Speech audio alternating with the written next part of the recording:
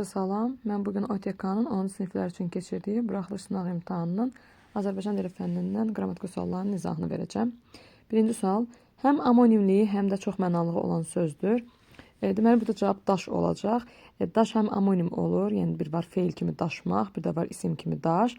Çoxmənalığı da ki, məsələn, daş insan, daş xarakter, daş ürək və s. bu tiplə istifadə oluna bilər. Yəni, ona görə cavabımız olacaq burada A variantı. İkinci sual. Ədatla amonimliyi olan bağlayıcıların işləndiyi cümlələri müəyyən edin. Deməli, burada biz bağlayıcı axtaracağıq və həmin bağlayıcının amonimliyi olacaq ədatla. Müdrik insanların sözünü dinləmək, yəni bu qədər çətindir. Deməli, burada yəni sözü var. Yəni həm bağlayıcı, həm ədat kimi işlənə bilər. Bağlayıcı kimi olanda aydınlaşdırma bağlayıcısı, ədat kimi olanda isə sual ədatı. Ancaq burada biz bunu götürmürük, çünki burada yənin özü ədat kimi işlənib. Çünki sual cümləsində işlənib və sual məzmunu yaradır. Ona görə də bir olmaz. İstilər heç düşmür ki, deməli burada da yenə də ki həm bağlayıcı ola bilər, həm ədat ola bilər. Ancaq buradakı ki də deməli qüvvətləndirici ədat mövqeyindədir, ona görə götürmürük onu da. Gələn də, gəlməyən də sağ olsun. Deməli da da həm bağlayıcı ola bilər, həm ədat ola bilər. Və burada da ki sadalanma var, həm də iştirak məzmunu olduğuna görə burada da özü bağlayıcı kimi işlənmişdir və onun da ədatla amonimliyi var, ona görə 3-ü götürəcəyik. İnsana can yandıran çox olsa da, bacı kimisi yoxdur. Deməli, yenə burada da işlənib. Ancaq sağdan sonra gələn da özü ədat olduğuna görə mən bunu götürmürəm. 5. Elə qaranlıqdır ki, göz gözü görmür. Ki həm bağlayıcı ola bilər, həm ədat ola bilər və burada ki özü bağlayıcı kimi işlənib. Yəni, elə qaranlıqdır ki, yəni necə qaranlıqdır? Yəni, aydınlaşdırma məzmunu var burada. Ona görə də burada bağlayıcı kimi işlənmişdir. Deməli, 3, 5, daha sonra 6-ya baxaq. Biz, yəni mən və dostum irəlidə gedirdik. Bəli, burada yəni sözü bağlayıcı kimi işlənib, yəni aydınlaşdırma bağlayıcısı və onun da ədat amonimliyi var. Ona görə cavabımız olacaq burada 3, 5 və 6, yəni C variantı. Üçüncü sual.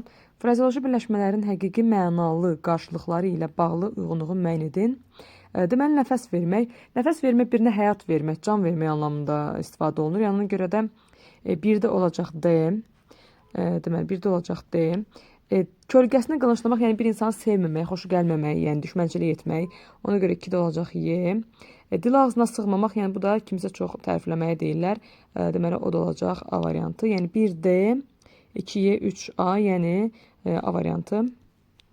Danışa bilməmək və qorxmaq, xoflamaq isə alfa heç birinə getməyəcək. Dördüncü sual. Fe'li birləşmənin olduğu cümləni müəyyən edin. Fe'li birləşmə olan nədir? Məsdər tərkibi, fe'li sifət tərkibi və fe'li bağlama tərkibləri. Baxaq görək. Gecənin səssizliyi və vahiməsi onun rahatlığını pozurdu. Bu cümlədə sadəcə olaraq ismi birləşmələr var. Yəni gecənin səssizliyi, gecənin vahiməsi, onun rahatlığı, yəni burada fe'li birləşmə yoxdur. Uğur səbrin, uğursuzluq isə zamansız üsyankarlığın övladıdır. Burada da yəni fe'li birləşmə yoxdur. Zamansız üsyankarlıq var, ismi birləşmə. Bir də üsyankarlığın övladı var. Bu da olsun başqa ismi birləşmə. Dostluqda sədaqət, ailədə isə hörmət olmalıdır. Burada ümumiyyətlə nə ismi birləşmə var, nə fe'li birləşmə var, olmaz. Alimin sözündə fəzilət və hikmət duya bilərik. Burada da yenə də ismi birləşmə var. Alimin sözü, ona görə olmaz. Y variantına baxaq. Adamları öyrətmək, onları öyrənməkdən asandır. Bəli, burada artıq məsdər tərkibləri var. Adamları öyrətmək nə? Mübtəda vəzifəsindədir. Onları öyrənməkdən, bir də ikinci də tərkibimiz buradadır, tamamlıq kimi. Ona görə cavabımız olacaq burada Y variantı. Növbəti suala baxaq. 5. Tələffüz şəklində verilmiş hansı nümunə yalnız isim kimi izah oluna bilər? Baxırıq, deməli, variantında qanaddır verilib. Deməli, qanaddır iki cür düşünə bilərik. Bir var qanadlı. Necə qanadlı? Yəni, sifət kimi, orada, o deməli, tələffüzdə qanadlı kimi olacaq, yəni bunun kimi. Bir də var qanaddır, yəni isim kimi ola bilər, qanadlı kimi olur o da. Yəni, bunu iki cür düşünə bilərik, isim, sifət. Duzlu da, deməli, bir var duzlu, necə? Bir də var duzdur, yəni isim sifət kimi olur.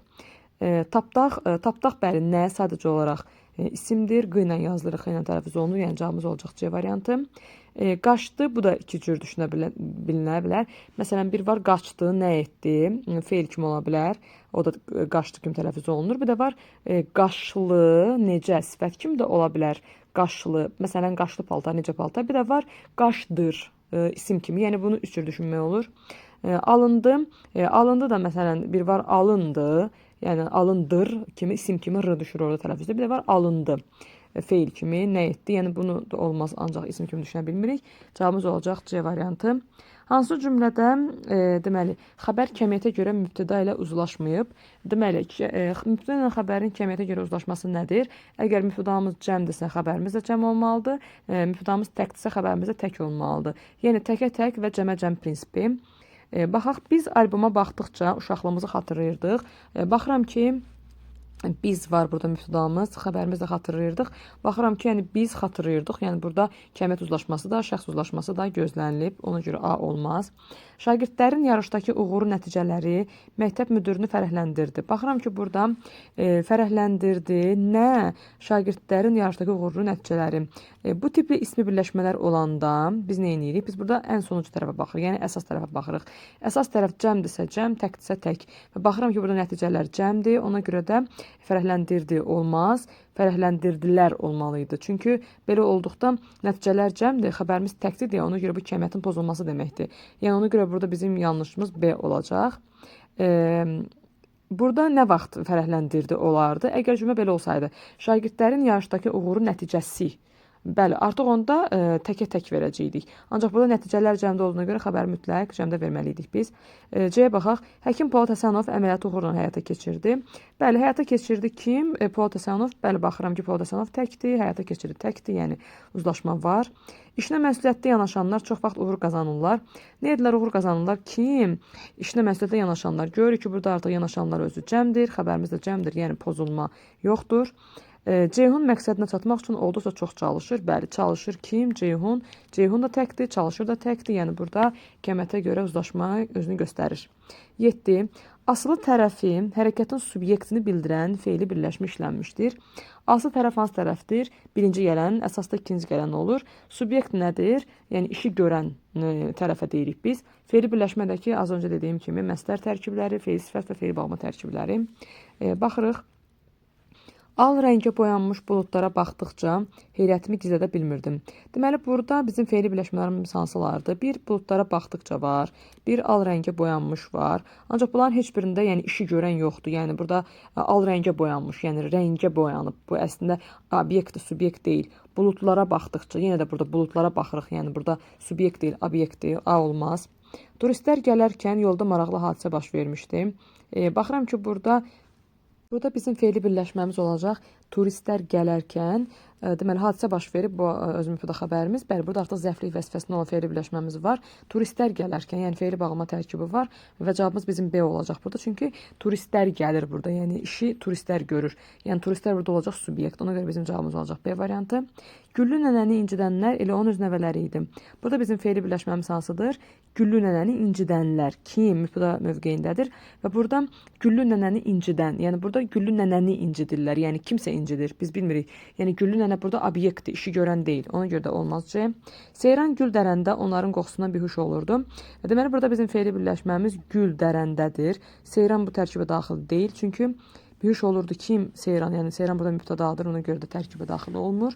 Deməli, burada bizim birləşməmiz gül dərəndədir və burada gülü dərəndə. Yəni burada gül yenə də obyektdir.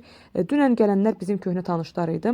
Burada bizim birləşməmiz dünən gələnlərdir. Burada da yəni dünən yəni obyekt bildirir. Daha doğrusu zaman bildirir. Yəni burada subyekt deyil. Ona görə də Y də olmaz. Cavabımız olacaq bizim B variantı. 8. Cümlə əsasında doğru fikirləri müəyyən edin. Əlbəttə, biz bilirik ki, şirkətin inkişafı üçün intensiv çalışmalı və silsilə tədbirləri davam etdirməliyik. Deməli, burada 3 müxtəlif köməkçilik hissəsinə aid nümunə işlənmişdir. Burada bir əlbəttə var, modal söz. Biz bilirik ki, var bağlayıcı. Üçün var qoşma, çalışmalı və bu da ilə bağlayıcı olur. Yəni, burada bizim 3 dənə müxtəlif köməkçilik hissəmiz oldu. Modal, bağlayıcılar və deməli qoşma var. Ona görə bir doğrudur, biri götürürük. İsimlər eyni haldadır.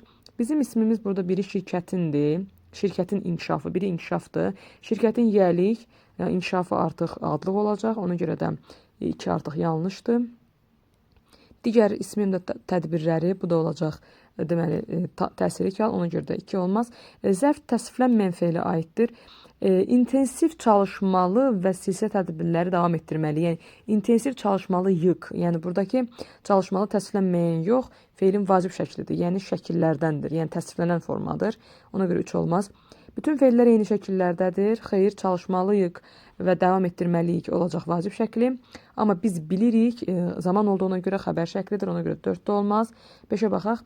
Amonimli xüsusiyyəti daşıyan sözlər var. Bəli, burada var, biz var amonim kimi. Ondan başqa ki var. Ona görə də cavabımız olacaq bizim burada 1-5, yəni Y variantı. Növbəti sual. Eyler-Venn diaqramına uyğun fikirləri müəyyən edin. Düzləşdirilir və sıxışdırılmış sözlər verilib bizdə.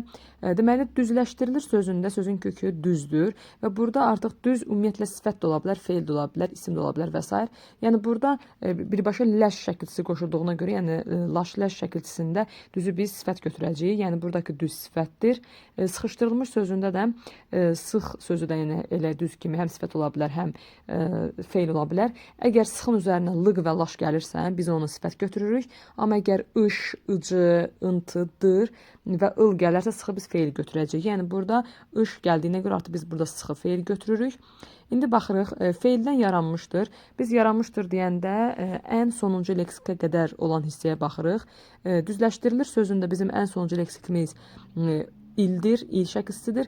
İlə qədər olansa da düzləşdirdi. Yəni bu söz bəli feildən yaranıb. Düzdür, kökü sifətdir, amma özü feildən yaranıb. Sıxışdırılmışda da bizim ən sonuncu leksikimiz ildir. İla qədər olansa da sıxışdır feildir. Yəni bir yanlışdır. Çünki ortaya getməli idi. Hər ikisi feildən yaranıb. Ona görə bir olmaz. Deməli 2-yə baxaq. Kökü sifətdir. Bunu düzləşdirilə yazıb, bəli. Düzləşdirilir sözünə dediyim kimi laş-ləş şəkilçisi qoşulubsa düz sözünə biz onu sifət götürürük. Ona görə də 2 doğrudur. Ancaq sıxışdırılmışda dediyim kimi sıx artıq feilin sıxıdır. Ona görə də 2-ni ortaya verməyə gərək yoxdur. 2-ni götürürük. 3-ə baxaq. Kökü və yarandığı nitq səsi fərqlidir. Bunu ortaya verib.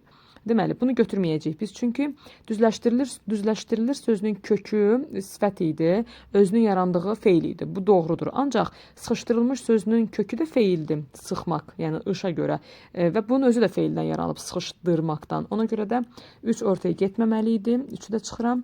Leksik şəkilçilərinin sayı qrammatik şəkilçilərdən çoxdur. Bəli, bu doğru fikirdir. Çünki hər iki sözdə bir dənə qrammatik şəkilçi var, ancaq leksik şəkilçilərin sayı düzləşdirilir sözündə ləş, dir, il 3 dənə, sıxışdırılmışda da elə 3 dənə olacaq, ış, dır və ıl. Ona görə də 4 doğrudur, götürürəm. Kökü sifətlə amonimdir. Yəni özü başqa şeydir, özünün sifət amonimliyi var. Bəli, bu da doğru olacaq. Çünki sıxışdırılmış sözündə sıx feildir. Sıxın da özünün sifət amonimliyi var. Ona görə də bu doğrudur. Düzləşdirildisə əksinə. Düzün özü sifət olduğuna görə onun feillə amonimliyi var. Ona görə də 5 sıxışdırılmış sözünə yazılıb, düz yazılıb. 6-ya baxaq. Sonuncu şəkilçi zaman şəkilçisidir. Bunu sıxışdırılmışa yazılıb. Bəli, doğrudur, ancaq bu da ortaya getməli idi. Çünki düzləşdirilir sözündə də sonuncu şəkilçi zamandır. Ona görə də 6 yanlışdır. Bizim cavabımız olacaq C variantı. 10-cu sual. Hansı sıralarda nöqtələrin yerinə uyğun hərflər yazılmalıdır? Deməli, Q hərfi verilib. Əskik Q ilə yazılır, megafon A ilə, massiv də S ilə, yəni 2 S olur burada. Deməli, 1 doğrudur, 1-i götürürük. 2-yə baxaq. 2-də eskiz Q-dır, ancaq hegemonda hegemon deyil, hege olmalıydı. Progresdə də yəni əlavə S-ya ehtiyac yoxdur, yəni yanlışdır 2. Gicitkən də Q olacaq, bəli. Pantomimdə bəli A olacaq. Səhlənkarda S ilə olacaq. Yəni bizim doğru cavabımız olacaq 1, 3, B variantı.